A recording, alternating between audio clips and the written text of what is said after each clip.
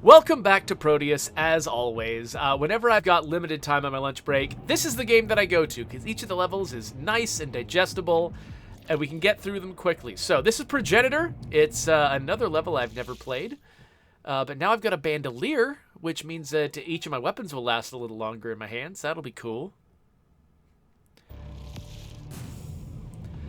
So Airy Twitch says, how would you sell this game? I see it on my Game Pass. Well, the nice thing about Game Pass is, I don't think you have to sell games that are on Game Pass. You just got them. So you can try them out yourself. But, because I'm here to shoot targets? What this game is it's a game with the sensibilities of old school shooters like Doom, but with sort of, like modern performance and, you know, modern rendering technology. They've consciously done it at a lower resolution to sort of evoke those older games. Oh, hello.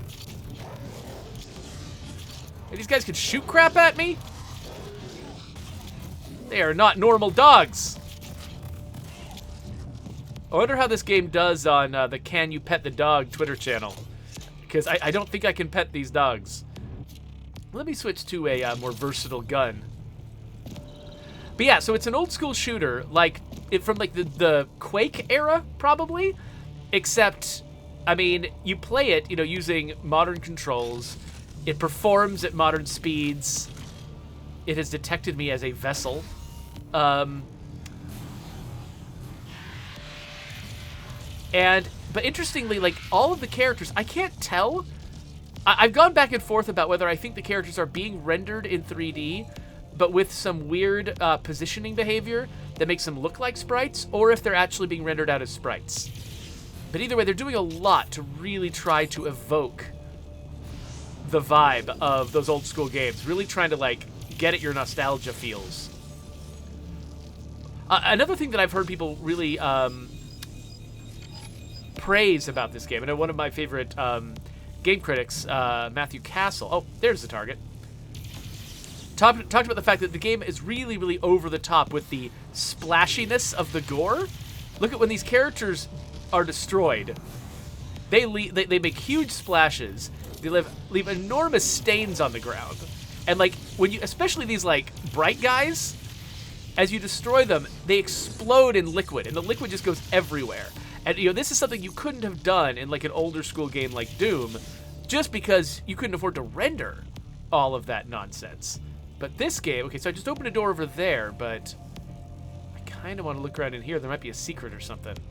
What is this? Can I get up there? Looks like I can't. This place kind of reminds me of, like, the setting of Halo a little bit.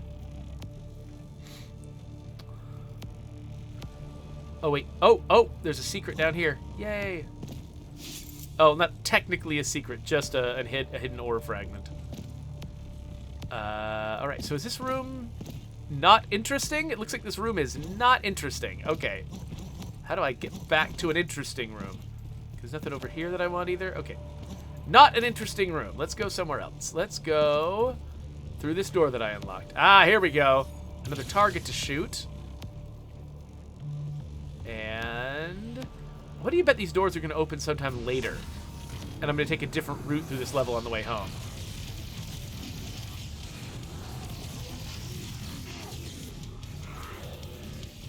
Okay, oh, crap. That guy, I don't know what he's called. He's like the Harbinger or something. He's scary. That might be the wrong name for this guy. There might be a different guy called the Harbinger. I don't remember now. He's a scary dude, though. I've just killed him because I'm also a scary dude. Oh, we got little mollusks. I don't know what these things are. But yeah, just the sheer amount of positive feedback you get in this game for success is just, it's really overwhelming in kind of a fun way. Like every enemy, even the toughest enemies, react when you shoot them. You can kind of semi-stun lock them a little bit. And the game is good at making you feel powerful, make you feel like you've got an impact. Neat little effect of the water, the floor looking like it was dissolving like a fluid.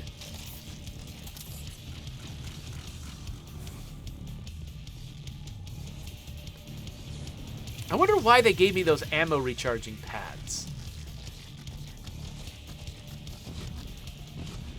Instead of leaving ammo strewn about. I guess it's something about sort of the sanctity of this setting. Like maybe they wanted, you know, this to feel like a very sort of clean, otherworldly sort of place, and so as a result they didn't want to just leave ammo lying around. Like, that would feel wrong. So instead they came up with these ammo regenerating pads. Because the thing is, I'm not replenishing ammo as I explore the level.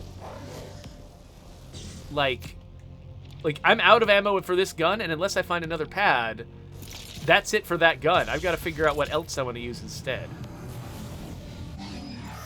I don't know what that is, but it's getting a rocket. Oh, it's that guy.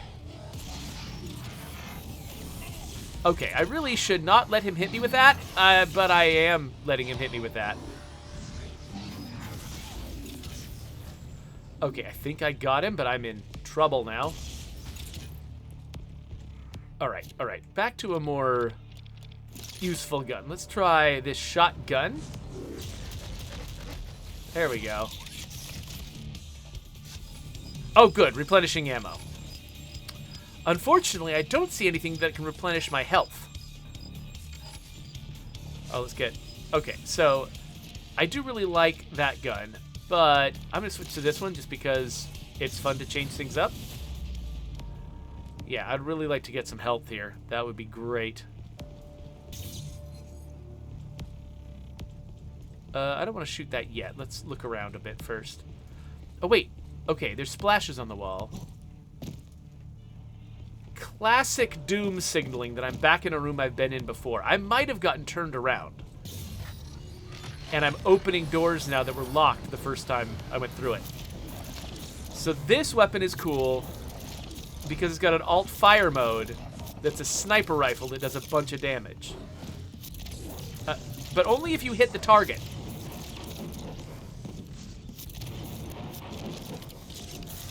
It uses a ton of ammo, though.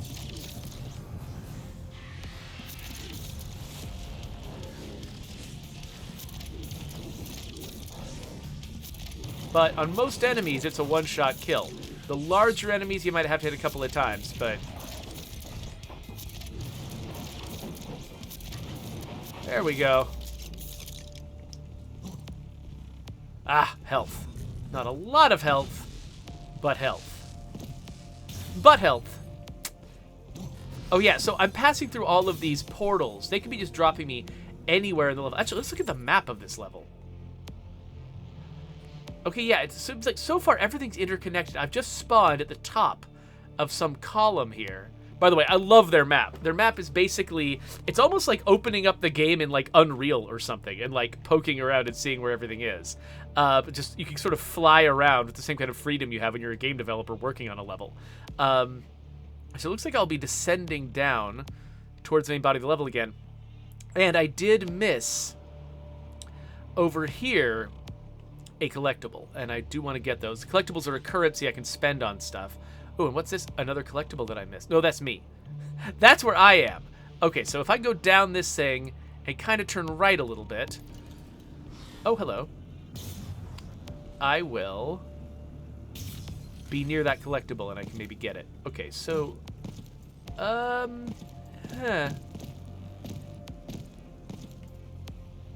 Alright. Okay, so that's... Is that the way I just went, or is that just a way I can go? I don't know. Let's keep that in mind, but...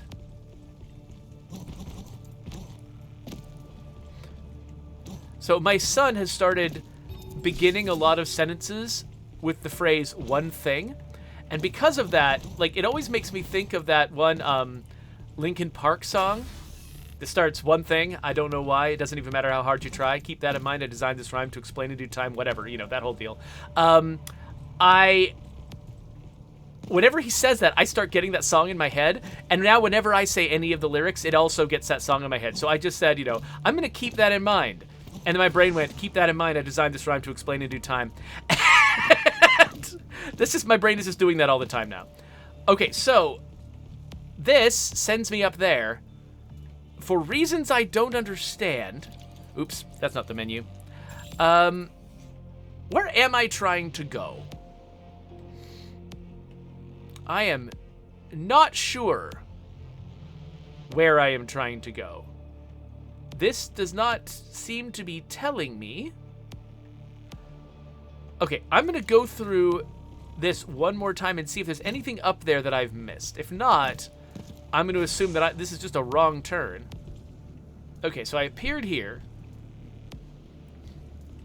Yeah, so I guess... Well, what happens if I... Oh, there we are. That's what I was supposed to do. I was supposed to hit that. And then that. Whoa, hey, little guy. Come on. Oh, and there's an ore frag... Oh, gosh, was not paying attention. There's an ore fragment. That was nice. Just rewarding me for... I think this is a just normal part of the level, not a secret. But I think they were rewarding me for not giving up when I got to the confusing part of the level. Any other secret ore that I missed in there? It doesn't look like it. Okay, so... Oh, whoops. Oh! Yeah, this, like, weird scrolling texture that they do to accompany the animation of the floor is really cool. I like it a lot. Oh, gosh! Not these guys. No. Okay. Cluster rockets.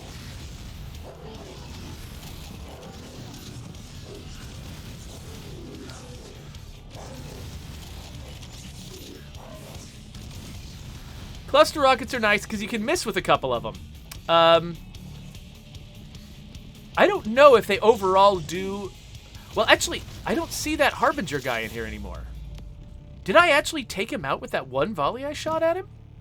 Because I've had questions about these rockets. Like, I don't know for sure if these rockets, like... If the cluster rockets overall do more damage than a regular rocket, or if they do the same damage, just split into a cluster. But that seemed to indicate that they actually did do more damage cumulatively than the individual rockets. Okay, so I'm... Oh, there's another thing to shoot up there. Is there another one over here? Yes, if I can get the...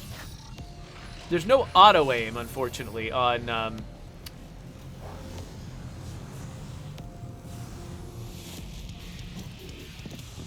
There's no auto-aim on inanimate objects. You have a certain amount of, like, I think it's just friction on characters. Like, when you're aiming at a character, I think your crosshair will slow down a little bit on the character to make them easier to target. Did that just open that door? It did. Let me, hold on. Before I go after that guy, let me make sure I got every guy in here. Yeah, there we go.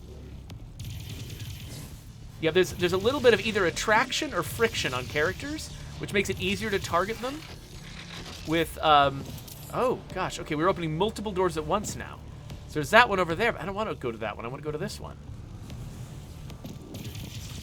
But they don't do that on inanimate objects. So actually, there's some times where it's like they put a, like an explosive barrel in a room with a bunch of enemies, and they're like, hey, if you want to, you can shoot the explosive barrel to blow up all the enemies at once. And you're like, oh, that's a great idea, except... Oh, gosh. Oh, this guy's got a force field. Okay. Except, if I'm aiming at a bunch of enemies, my cursor tries to stick to the enemies, and so I can't actually aim at... I can't actually aim at the... whatever, the thing I'm trying to aim at. Oh, hi. Let's nade this guy. There we go. Alright, let's stand here and replenish our ammo for a second. Yeah, shooting while standing on this. Oh, wait. Oh! They just revealed an ore fragment. That's cool. Okay, I think we're full. I genuinely have no idea. I guess it's just... All this does is open doors, I guess? Man, if I had a rocket equipped, that would have been great, but I didn't have time to switch weapons. Or I guess I did. I think, actually, switching weapons pauses the game. I absolutely could have switched weapons. Whoa, okay.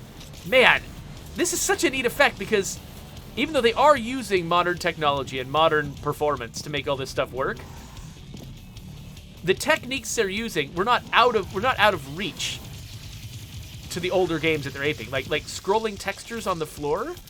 Now, deforming the floor might have been difficult for an older game, but showing a scrolling texture on a floor was absolutely in bounds. And so it's cool that they've chosen methods that feel like, even if they're not, even if what they exactly did might not have actually been technically feasible for an older game, they're choosing stuff that looks like the stuff an older game might have done. And there's something in that sort of makes the nostalgia really work. Okay, before I hit that switch, that's the first time I've seen a hand switch in here. And it makes me feel like there might be something special about it. So I'm going to poke around and see what else I can do in case, I don't know, something entirely changes about the game. Sorry. Something entirely changes about the game when I push that button. So there's where it is.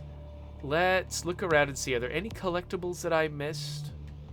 Because I know I opened 2 doors at once, chose one of them, and I think maybe I've now resolved the stuff that was behind the other door, but I'm not sure. I'm not sure I haven't missed something. It makes me nervous. Orthos is calling this a period piece. That's funny. Oh yeah, Cogs, sorry, I forgot to tweet that I was playing right now. Cogs is bemoaning the fact that the one person who cares about me playing Prodeus might be missing this episode. Yeah, so I do make fun of myself for the fact that, you know, I will not stop making Prodeus videos, even though they are among my lowest performing videos on my YouTube channel. I think part of it might just be because this is like, what is this, episode 20, 21, something like that? I think it's 20. And so, I mean, if somebody has not been watching them so far, they're not going to start with episode 21, you know, or episode 35, or however many there are going to be. Okay, so let's... Okay, so 1, 2... Okay, so it took 2 direct hits from a rocket to take that thing down. I just want to remember that, so that next time I see one, I can try again and see, oh gosh, how many cluster rockets it takes. Okay, whatever was going on down there, I've dealt with it. Let's go auto shotgun. Get right in close.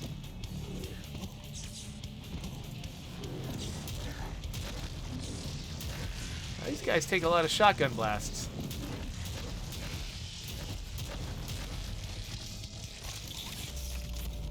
Okay, how are we doing health-wise? 64. I know there was a... Okay, yes, right here. I knew there was another health thingy. So what is this? What is this pad? What does this pad do? Chaos detected in the area. Access denied. What? Oh, what? Hey, there wasn't chaos when I pushed the button. The chaos arrived after the fact. That's not fair. You should have let me in. You could have closed the door behind me. Oh, good. Glad I've got this. All right. Was there any more chaos, or was that all of the chaos? Guess that was all the chaos. Break portal lock. Shall I assume that can be done with any gun? Yup. Okay, we've got this nexus point. Man, there's a lot going on in this level. All right, there's an ore piece in there. That's cool. How much ore have I found so far? I feel like I found a lot of ore. Oh, and they've got a little... Is this a lore thing? No, it looks like the lore things, but I can't interact with it.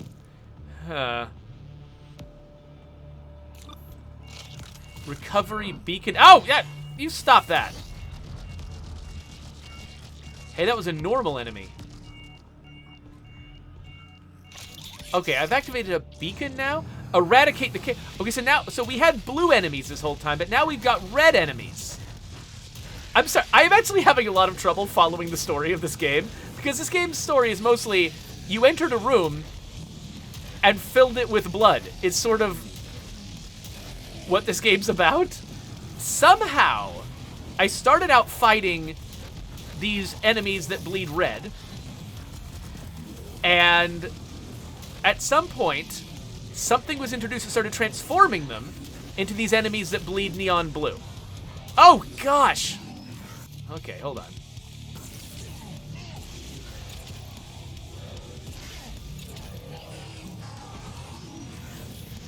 And the red enemies and the blue enemies, when they encounter each other, they fight each other. I'm very scared of these enemies.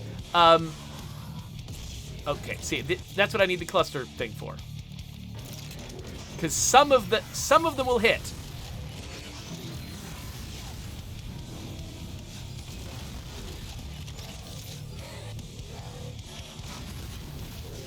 Okay, was that it?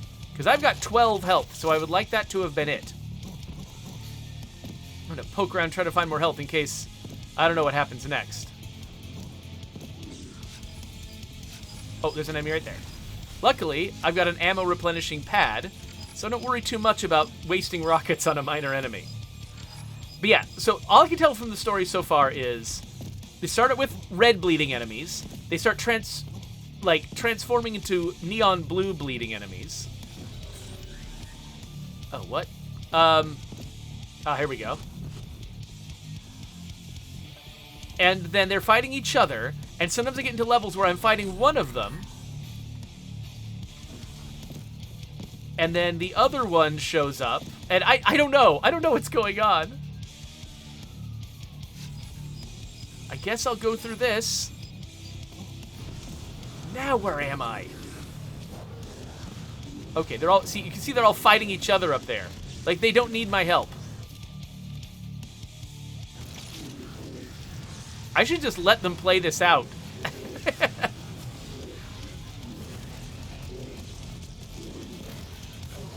I'll deal with the leftovers. Mostly because my health is 62 right now. It definitely could be higher. Okay, what are they doing? Oh, here's some health. Here's some health. Health. Oh, are you the last survivor? I can't hit you at all with a giant shotgun. Oh, what are you? Okay, hold on. Oh, a bunch of... Oh. Okay. I'm not as good at making them fight each other anymore. I'm just fighting one side of them and leaving the other side to fight me. That's not extremely clever. At least these guys are leaving guns behind. That's cool. Oh, we're here. Oh, we're up above. Okay, so that little portal. Okay, I remember these columns. I could see them from below in the last area I was in.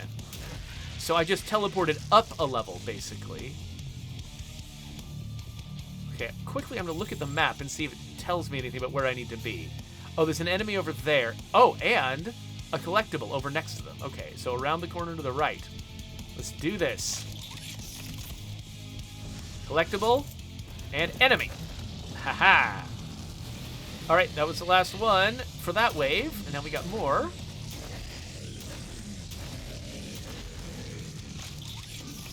Oh, okay. Big guys. Oh, very big guys. Okay, these are bigger than the other guys that I was going to try to do a comparison with, but... Oh, okay. They shoot kamikazes at me. Okay, good. There we go. I was about to... I need to change weapons to shoot that guy. I don't want to waste a rocket on that guy because I don't know. I don't have a respawning ammo pad next to me. Oh, crap. There we go. I want to be back upstairs. Do I want to be back upstairs? I don't know. I decided I wanted to be back upstairs. Okay, they're shooting a wave of something at me. Hi. Oh, gosh. That's not cool at all.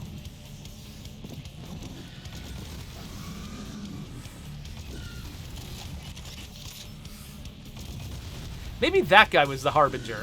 I forgot. Somebody's called a Harbinger. Okay, hold on. You always have, in any game, you always have to have someone called a Harbinger, right? That's just a rule. Okay. Yeah, more rockets. Okay, there we go. I think your ammo, carries over from level to level, so... Before we use the exit, let's just double check. Did I miss any obvious collectibles? I don't see any orange cubes. Which means I probably did still miss a collectible, just not the obvious ones. So, okay. Okay, cool. Let's get out of here. Woo! That was an intense one. I got 100% kills, but how could I not? It wouldn't let me move forward until I'd killed everything. I only got 20% of the secrets. Let's see how that translated into ore fragments. So I think I've still at least got one more thing at the store that I want to buy. Something called... It's called the Mammoth. It's like Mammoth, but with an extra N in it. Okay, yeah, so I'm still 3 ore short in Progenitor, and I'm missing a few ore elsewhere, too. I've got 19 total. And so I'm thinking that I might be just a handful away. So maybe this next level, the Hexarchy, maybe I'll get enough ore to pick up the Mammoth next time. Or, I don't know, maybe I'll go back and try to grab some secrets that I missed between sessions. In any case, the meeting that I got to get to is coming up, so we should probably wrap this up. But thank you for attending another another Prodeus episode. There can't be that many of them left, right? I've been playing this game for ages, and like I said, 20 episodes. That's a lot of episodes, but man, there's a lot of game here, and I really am impressed with what these folks built. Let's see here. So Malator says, you said, I think, that you weren't nostalgic for older games, but you seem to enjoy new games with nostalgia for older games. Is it the modern control schemes or something else? So, interesting. So I don't know if I said something as simple as I am not nostalgic for older games, but yeah. So I think what I do like about, like, a lot of people I think like their memories of older games because the memories of a game are not usually extremely specific down to the details of the moment-to-moment experience of the game.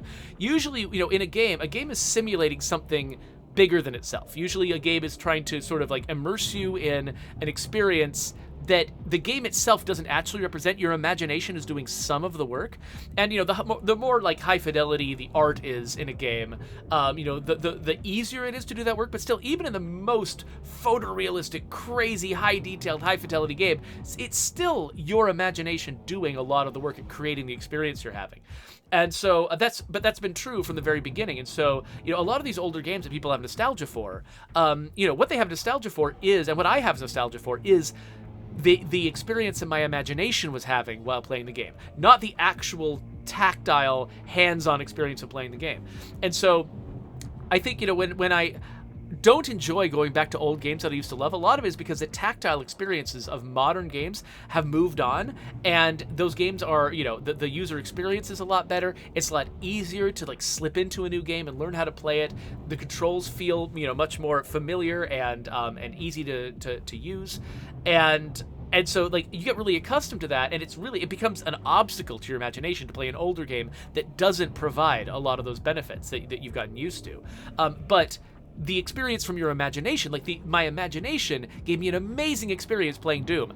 I don't think I'd super enjoy playing the original Doom now, but my memories of what it was like to play Doom are really, really good. And so I think what games like Prodeus are good at doing is using like modern sensibilities to create the experience that your imagination was having when you played games from the past, if that makes sense. So that's the thing I really admire about Prodeus, is the fact that they are so good at, at using little touchstones that don't harm the user experience, like having the enemies animate like sprites, having sort of that slightly lower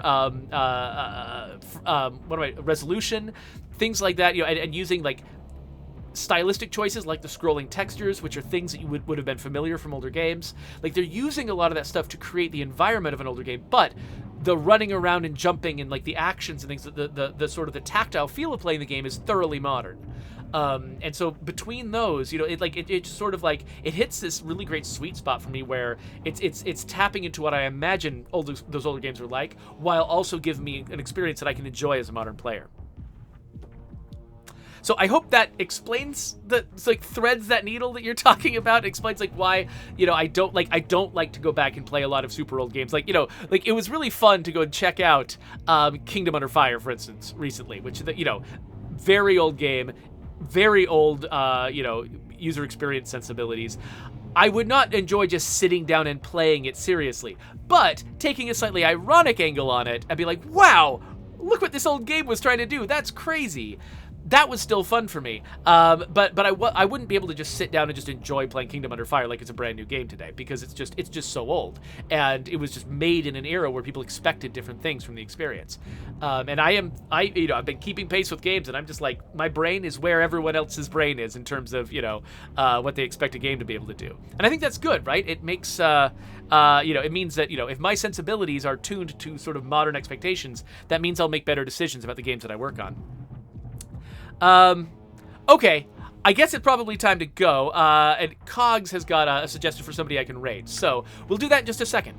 Here is a subscribe button and links to other videos. Of course, I will be making more Prodeus episodes, and the next one will go there, so click on things, and I will see you all later.